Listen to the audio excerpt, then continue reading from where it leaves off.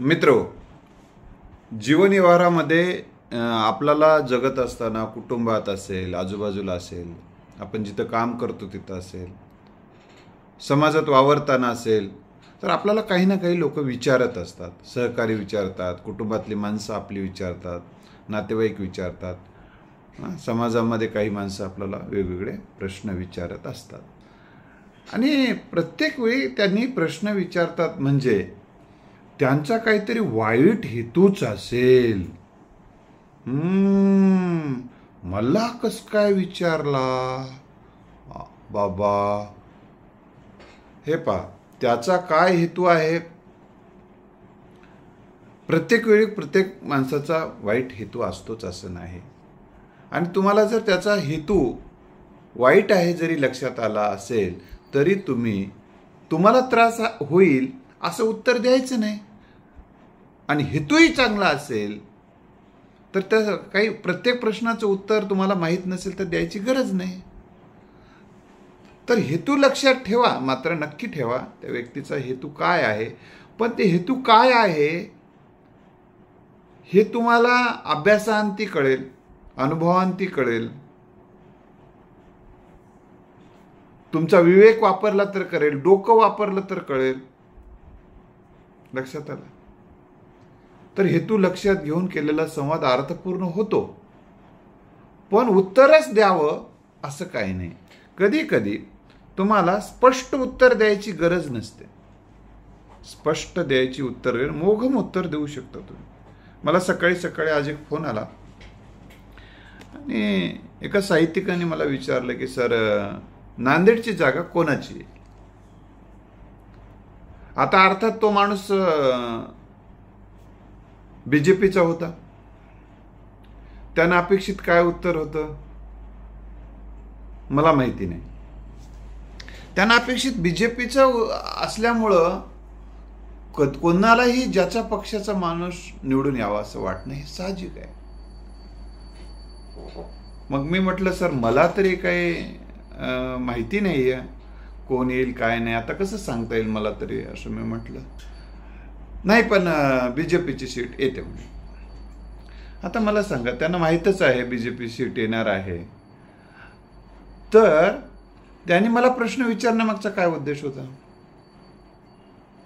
तर त्यांचा उद्देश एवढाच आहे की मला वाटायला येते, पण अजून काही नवे मुद्दे जर असतील सरांकडे आणि काही क्ल्यू जर मिळाला, येते पॉझिटिव्ह क्ल्यू मिळाला तर बरोबर म्हणायचं. आणि जर निगेटिव्ह क्ल्यू मिळाला समजा, शक्यच नाही होत, तसं होणारच नाही म्हणायचं.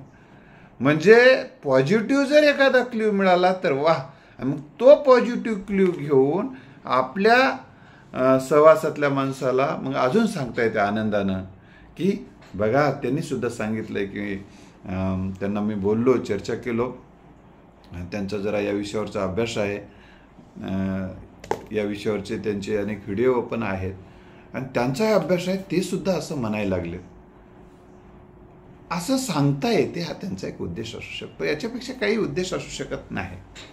तर त्यामुळं त्यांना एक माहिती हवी असते. कोणत्याही माणसाला जे गोष्ट यावी निवडून असं वाटते. तटस्थ माणसं फार कमी असतात आणि त्यांना ते त्यांच्या मनाच्या समाधानासाठी उत्तर हवं असते.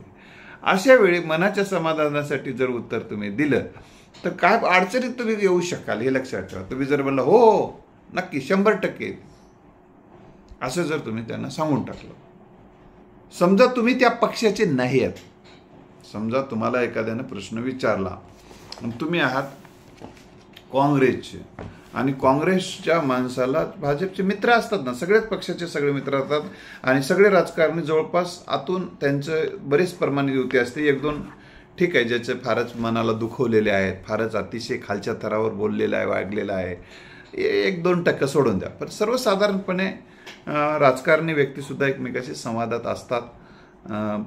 ते रेल्वेमध्ये भेटतात, जाताना येताना पत्ते खेळत बरेच जे जाताना सुद्धा दिसतात. पुन्हा विमानातून प्रवास करताना एकत्र बसतात, नमस्कार एकमेकाला करतात. काही आता अहंकारी, दुराग्री, फारच सूडबुद्धीचे हे बाकी काहीतरी एक विकारी हे सोडून द्यायचे, बोटावर मोजणं ते गावावरून वळून टाकावं असे काही असतात कुठेही, अशाच लोकांना सोडून दिलं तर फक्त पण जवळपास लोक संवाद साधतात.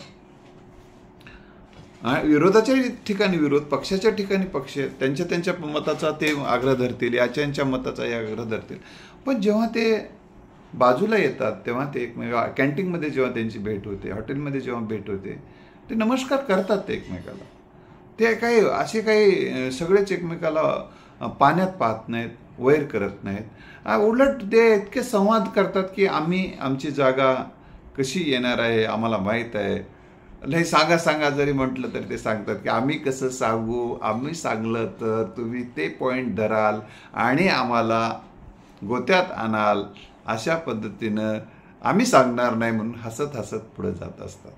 इतका त्यांचा, काही लोकांचा इतका संवाद मला माहिती आहे की अनेक लोकांचा असाही संवाद आहे आणि गप्पा मारतात. उदाहरणार्थ नाना पटोले साहेब सुद्धा म्हणाले होते की माझे आणि फडणवीस साहेबांचे नेहमी संवाद होतात आणि ते आमच्यातले कोण बदमाश आहेत ते मला त्यांच्यामधले कोण बदमाश आहेत ते मला काही गोष्टी माहिती मिळू शकतात. माझ्यातले कोण बदमाश आहे ते मी त्यांना सांगत असतो. अशा स्वरूपाचं त्यांचा डायलॉग स्वतः बोलले. ते संवाद असतात म्हणजे आमचा संवाद असतात, आम्ही एकमेकाला सांगत असतो म्हणजे त्यांचे संवाद असतात. पण आपण सर्वसामान्य माणसं मात्र मी त्याला कसं बोलतो, मी त्याला कसं बोलतो, त्याला बोलना, त्याला अवतन देईना, त्याचं तोंड पाहिना, का दुसऱ्या पक्षात प्रचार केला आहे, त्या पक्षाचा प्रचार केला आहे.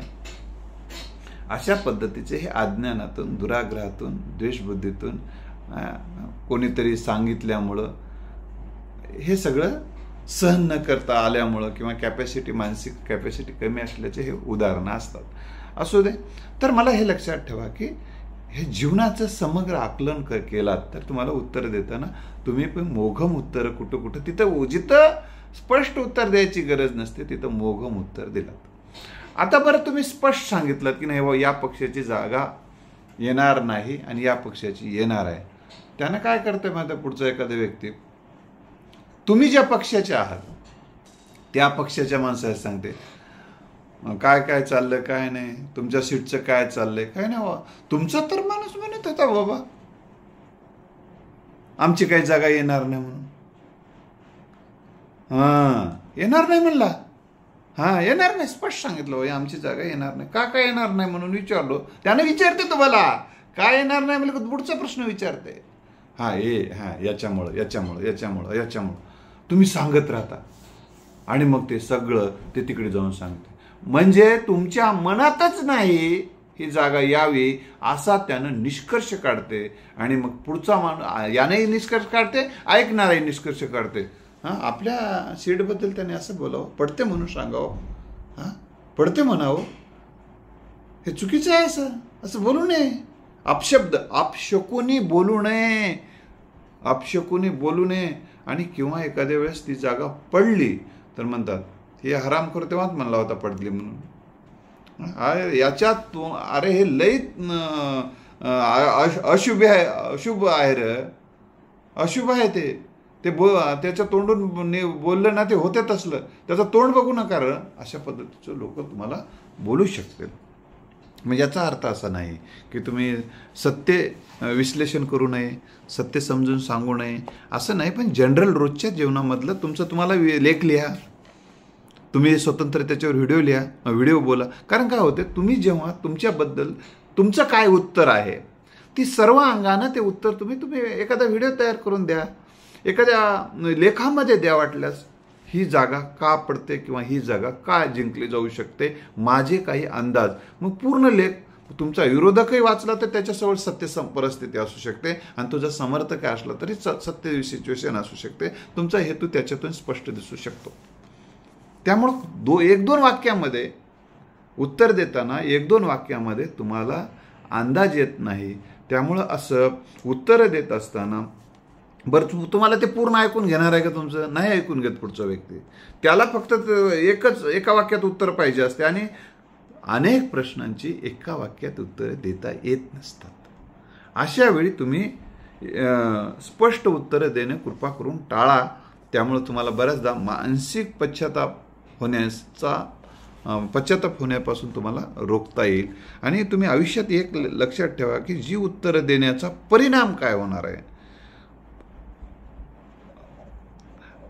तुम्ही जर अतिशय समर्थ असाल, तुम्हाला कोणाच्याही बोलण्याचा आणि कोणाच्याही काही करण्याचा तुमचा बाका कोणी करू शकणार नसेल, तर मग कोणी काही उत्तर द्या, तुमच्यावर अजिबात परिणाम होणार नसेल. तुम्ही परिणामाची अजिबात तमा बाळगत नसाल आणि तुम्हाला त्याचे काही परिणाम झाले तर तुमचं कुठली हानी होत नसेल, आणि हानी झाली तरी तुम्हाला त्याचं काहीच होणार नसतं. उदाहरण, समुद्रातलं 2 घागरी पाणी काढल्यामुळे जसं समुद्राला काही होत नाही, तसं तुमचं काही नुकसान झालं तरी तुमचं काहीच होणार नसेल. तर मग तुम्ही स्पष्ट उत्तरं आणि कोणालाही काही उत्तरं देत बसा.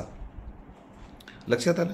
तर मी याचा अर्थ असा समजू नका की तुम्हाला मी अजून स्पष्ट सांगायला लागलो की तुम्हाला सत्य जर मांडायचं असेल तर पुराव्याच्या आधारे मांडा. ते तुम्ही दिलेले उत्तर जर कोर्टात उद्या खेचलं गेलं तुम्हाला, तर त्याला तुमच्याकडं पुरावे असावेत तरच असे उत्तर द्या, नसा अन्यथा देऊ नका. ही एक तुम्हाला सांगतो, कारण तुम्हाला उद्या पश्चाताप व्हावा लागेल. तुम्हाला पश्चाताप नाही झाला तर तुमच्या फॅमिलीला त्याचा पश्चाताप होईल, कुटुंबाला त्रास होऊ शकतो, नातेवाईकाला त्रास होऊ शकतो. ह्या गोष्टी अतिशय गरजेचं आहे, कारण माणूस हा एकटा असा अलग नाही आहे, तो कनेक्टिव्हिटी आहे. उदाहरणार्थ या हाताला किती त्रास होते, मला काय देणं घेणं नाही असं जर म्हणलं तर या हाताला त्रास म्हणजे या हातालाच त्रास नसतो, सगळ्या मेंदूला त्रास असतो, बॉडीला पण त्याचा परिणाम होत असतो. तुम्हाला जोरात चालता येत नाही, जोरात पळता येत नाही. तसं तुम्ही कुटुंबामध्ये जेव्हा वावरता तर त्यावेळेस तुम्हाला ह्याही गोष्टीचं भान, तुमची स्वतःपुरताच विचार तुम्ही करू नका. दुसरी गोष्ट, विचारलं तेवढंच, कधी बऱ्याचदा विचारलं तेवढंच सांगा, गरज असेल तर सांगा. आणि उत्तर देणं तुमची रिस्पॉन्सिबिलिटी असेल, तुम्ही जबाबदारी असेल तर तेव्हा उत्तर तुम्हाला द्यावं लागेल.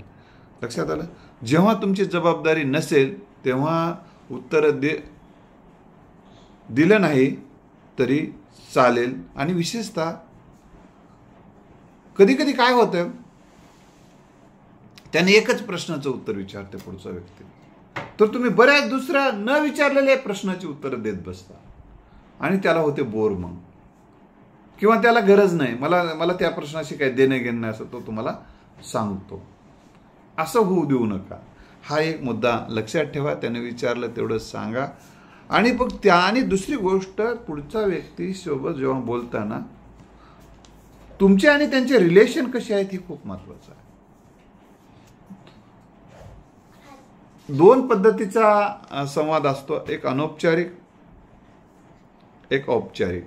औपचारिक म्हणजे ऑफिसमध्ये जे काही बोलावं लागतं किंवा कायदेशीर ठिकाणी जे तुम्हाला बोलावं लागतं त्या ठिकाणचं सांगतो. आणि कुटुंबातला असतो ते अनौपचारिक असतो. तुमच्या जवळच्या मित्रासोबत जो संवाद असतो तो अनौपचारिक असतो. घरामध्ये जे काही सांगायचे ते मोकळेपणानं काही सांगू शकता, पण त्याचाही गैरअर्थ जर काढत नसतील तर ते बघून घ्या तुम्ही. तर रिलेशन कशी आहेत यावरूनही त्याचा तुम्ही उत्तरं द्यायला शिका. ज्या उत्तराची काहीच उपयोग होणार नाही अशी उत्तरं कृपा करून देऊच नका.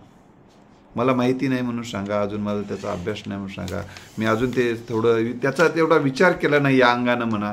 हां, बाकीचं मला माहीत आहे, पण एवढ्या एका विषयाचा तेवढं मला अजून माहिती नाही. तुम्हाला म्हणू शकते ना, अरे तुमचा तर याच्यावर खूप अभ्यास आहे आणि तुम्हाला कसं काय माहिती आहे? हो, आहे माझा अभ्यास, पण यात तेवढं विषयाचं तेवढं मी अजून शोध घ्यायलो, अजून पुरावे मी बघायला लागलो, अजून मला तेवढे काही पुरावे सापडत नाहीत. बऱ्याचशा अफवा आहेत किंवा वेगवेगळे मतं आहेत आणि या मताच्या गोंधळामध्ये मीच सुद्धा गोंधळून गेलो आहे. आता उत्तर कोणतं द्यावं आता अजून तरी मला स्पष्ट होत नाही आहे. नक्की मी उत्तर देईन, पण सध्या मी अभ्यास चालू आहे असं तुम्ही म्हणा. म्हणजे अभ्यास चालू आहे म्हटल्यानंतर पुन्हा जर फोन आलाच तर म्हणता येते तुम्हाला की अजून माझं थोडंसं अजून राहिलं नाही. निष्कर्षापर्यंत येताना जर अडचण यायला लागलेली आहे, वाटल्यास त्यांनाच प्रतिप्रश्न विचारा. हा प्रतिप्रश्न विचारणं आहे. बरं, तुमचं काय मत आहे असं तुम्ही विचारू शकता. पुढच्याला सुद्धा माझा तरी असं व्हायला लागले, पण तुमचं काय मत आहे, तुम्हाला काय वाटते असं त्या पुढच्या व्यक्तीला जर विचारलं तर ते जर म्हटलं तर समजा की नाही नाही आमचीच जागा येणार आहे, तर तुम्ही त्यांना स्पष्ट सांगा की असं वाटतंय, प्रत्येक पक्षाच्या व्यक्तीला वाटायला लागले की त्यांच्या पक्षाची जागा येत आहे, माझ्या हे निदर्शनास आलेलं आहे, नाही नाही नाही आमचीच येते. तर असं वाटायला लागले सगळ्यांना, तेही म्हणायला लागलेत की आमची येते, तुम्ही म्हणायला लागलात आमची येते. आता बघूया काय निकाल लागते. मी त्या निकालाची वाट पाहतोय. मी पण इच्छुक आहे कोणाचा निकाल लागते, कोण्या बाजूचा निकाल लागते, मी पण इच्छुक आहे असं मला वाटायला लागले, असं तुम्ही म्हणून तुम्ही पुढं जाऊ शकाल. आणि एक लक्षात ठेवा, उत्तर देताना मौन पाळा किंवा मोघम उत्तर द्या किंवा स्पष्ट उत्तर द्या, पण एक पत्ते पाळा, पुढच्या व्यक्तीचा सन्मानजनकच उत्तर द्या.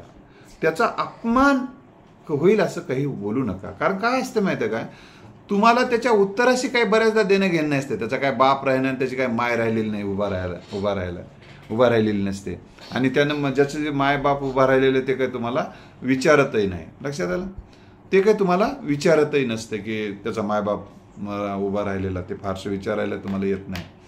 हे सर्वसाधारण एक तर त्यावेळेस तुम्ही त्याचा अपमान होईल असं काही बोलू नका. ही गोष्ट लक्षात तुम्ही ठेवा. लक्षात ठेवा, उत्तर देणे हा तुमचा काय व्यवसाय, तुमच्या जर व्यवसायासंबंधी प्रश्न असेल किंवा तुमच्या उद्योगाविषयीचा प्रश्न असेल किंवा तुमच्या नोकरीविषयीचा प्रश्न असेल, तुमच्या व्यापाराविषयीचा प्रश्न असेल, तेव्हा तुम्हाला उत्तर देणं हा तुमच्या जबाबदारीचा भाग ठरतो. तेव्हा मात्र तुम्ही काय प्रश्न विचारले जातील माझ्या व्यवसायासंबंधी, माझ्या व्यापारासंबंधी, माझ्या उद्योगासंबंधी, माझ्या नोकरीसंबंधी, त्याची उत्तरं तुमच्याकडे असायला हवेत. उदाहरणार्थ, तुम्हाला तुमच्या विषयाचा रिझल्ट किती लागला आहे प्रश्न विचारू शकता. तुमच्या वर्गाला, तुमच्या विषयाला प्रवेश किती झालेत विद्यार्थ्यांचे ते विचारू शकतात. तुमचा मागच्या वर्षीचा रिझल्ट किती आहे ते विचारू शकतात. अशा वेळी तुम्हाला जर पाठ नसेल तरी काय म्हणायचं आहे, काढून ठेवलेले रेकॉर्डला आहे, मी देतो, मला खरंच पाठ नाही, आम्ही रेकॉर्ड मात्र काढून ठेवलेला आहे, सॉरी, पण आत्ता मी उत्तर सांगू शकलो नाही तुम्हाला, सॉरी, पण मी तुम्हाला नक्की उत्तर देतो, असं तुम्ही त्याला सांगावं लागतं. कारण हा तुमच्या रिस्पॉन्सिबिलिटीचा भाग आहे. उत्तर किंवा विद्यार्थी तुम्ही शिकवत आहात, तुमचा विषय जो शिकवत आहात, लक्षात ठेवा, तुमचा विषय गणित असेल तर तुम्हाला गणिताचे सूत्र, गणिताचे सिद्धांत तुम्हाला ते आलेच पाहिजे. जर नाही आले तर मी तुम्हाला उद्या पोरांनो अभ्यास करून सांगतो असं तुम्हाला सांगता आलं पाहिजे. त्यानं जर मराठी साहित्याविषयी जर विचारलं, तुम्ही गणिताचे प्रोफेसर आहात आणि मराठी साहित्याविषयी विचारलं, व कलावाद म्हणजे काय, जीवनवाद म्हणजे काय, या साहित्यिकांच्या एकूण साहित्यकृती कोणत्या आहेत, तो त्या साहित्यिकावर कोणाचा प्रभाव होता सर, अशा प्रसंगी बेखूब मूर्ख असे प्रश्न विचारायचे नसतात. असे प्रश्नाचे उत्तर मी द्यायला इथं तुझ्या काय बापाचा नोकर आहे असं काही बोलू नका. तर त्यांना एवढंच सांगा, छान आहे रे, तुला साहित्याविषयी छान अभिरुची आहे, मला आवडलं तुझं, याच्यावर नेटवरही खूप माहिती आहे, मी खरं तर वाचतो मध्ये कधी कधी एखादं पुस्तक वाचतो, एखादी कथा आवडली तर वाचतो, एखादा लेख वगैरे वाचतो, पण खरं तर माझा काही मुळात या विषयाचा अभ्यास नाही बेटा. जर तुला जर काही MPSC UPSCचं जर देत असेल आणि तुला खरंच या गरजेचं वाटत असेल आणि मीच उत्तर द्यावं असं वाटत असेल तर मी अभ्यास करतो किंवा आपले मराठीचे सर आहेत त्यांच्याशी मी बोलतो आणि त्यांच्याकडून काही उत्तरं मिळते का पाहतो, आणि ते जर उत्तर दिले तर मी तुला बेटा उत्तर देतो किंवा तू सरांना विचार, माझं नाव सांग वाटल्यास, असं त्यांना सन्मानजनक जर बोललं तर बरं राहील. कारण त्यांची एक अभिरुची असू शकते की त्याला मराठी साहित्याचं पण ते आवड असू शकते, तर सहज एक जिज्ञासा म्हणून तो प्रश्न विचारू शकतो. किंवा कधी कधी सारे सर एवढे फारच नेहमी गणित गणित गणित म्हणतात, त्यांना काही इकडल्या दुसऱ्या विषयात रस घेतात की नाही, तर ते सुद्धा एक जिज्ञासा म्हणून ते चेक करू शकतात. तर त्यावेळेस तुम्हीच उत्तर देणं तिथं काही गरजेचं नसते, त्यांना दुसऱ्यालाही उत्तर द्यायला तुम्ही लावू शकता किंवा त्याला उत्तर शोधायला तुम्ही डायरेक्शन देऊ शकता. तुम्ही अशा पद्धतीनं जा, तुम्हाला उत्तर मिळेल म्हणू शकता. तुम्ही नेटवर जा, इंटरनेटवर जा, तिथं आहे, किंवा मराठीच्या प्रोफेसरला संपर्क करा, हा एक तुम्ही डायरेक्शन देणं आहे, किंवा ग्रंथ वाचा, हे एक तुम्ही त्यांना सांगू शकता. आणि किंवा तुमचं जर तुम्हालाही पण इंटरेस्ट वाढू लागला तर मी पण अभ्यास करून सांगतो बाबा म्हणा, मला तू या निमित्तानं मलाही मराठी साहित्याकडे वळायला संधी मिळाली, छान प्रश्न विचारलास असं म्हणा. आणि बऱ्याचदा काही जण काय करतात, उत्तर द्यावं लागेल म्हणून घाबरतात. उत्तर द्यावं लागेल म्हणून घाबरतात. अशा वेळी काय करायचं, किंवा उत्तर देताना एक लक्षात ठेवा अजून एक, की तुम्ही डायरेक्ट दिनांक कधी सांगायची गरज नसते. एकदा एका साहित्यिकाने कडून एकाने पैसे घेतले आणि ते सरच होते त्यांचे. म्हणले की सर मला असे एवढे पैसे लागतात, मला थोडे पैसे द्या. मग त्याने म्हटलं ठीक आहे, तेवढे काही नाहीत पण एवढे मी तुला देतो पैसे, काय हरकत नाही. त्याने दिले पैसे. देताना घेतल्यानंतर हा म्हणाला की मी एक मंगळवारी देतो, पुढच्या मंगळवारी देतो. तेव्हा ते साहित्यिक म्हणाला, अशा तारखा द्यायच्या नसतात. मी तुला तारीख विचारली का, कोणत्या तारखेला देतोस म्हणून किंवा कोणत्या दिनांकाला देतोस म्हणून. अशा तारखा आणि दिनांक देत बसू नये, हा व्यवहारामध्ये अडचणीचं ठरते. त्यावेळेस त्यांना काय सर मग मी काय उत्तर द्यायला पाहिजे, तर त्याने म्हणायचं सर माझ्याकडे पैसे आले की तुम्हाला पहिल्यांदा तुमच्याकडे येतो आणि देऊन टाकतो असं म्हणायचं. असं त्यांना उत्तर दिलेलं. तर मला सांगा, तर ह्या सगळ्या आणि उत्तराचा परिणाम काय होईल याची विचार करून अभ्यासांती आणि घाई न करता, गडबड न करता, गोंधळ न करता शांत मनानं उत्तर द्या. तुम्हाला सांगतो, अशा पद्धतीच्या उत्तर देण्याच्या प्रक्रियेचा नक्की फायदा होतो. बऱ्याचदा उत्तरं देऊन पश्चातापात पडणे किंवा घाईघाईत उत्तरं चुकीचे देणे किंवा रागारागात देणे, रागारागात बोलणे, चिडून बोलणे, संतापून बोलणे, याच्यातून माणसं तुटली जातात, रिलेशन तुटले जातात आणि मग चे रिलेशन खराब होतात. आणि रिलेशन खराब होणं म्हणजे तुमच्या सामाजिक व्यवहारामध्ये खूप मोठे अडथळे तयार होऊ शकतात. तुम्हाला मग त्यांना संवाद साधायची जेव्हा तुमच्याशी गरज पडते, मग त्यांनी सुद्धा तुमच्यासोबत आडी ठेवून वागतात, सूड घ्यायच्या भूमिकेतून ते जगतात. एवढंच मी तुम्हाला या निमित्तानं सांगतो की सद्भावना ठेवून, अंतःकरणामध्ये सद्भावना ठेवून, चतुराईनं, अतिशय हुशारीनं, परिस्थिती, काळ आणि व्यक्तीचं भान ठेवून आणि आपली जबाबदारी काय आहे हे लक्षात ठेवून उत्तरं द्या. नक्की तुम्हाला हा व्हिडिओ आवडला असेल किंवा तर नक्की पुढं पाठवा.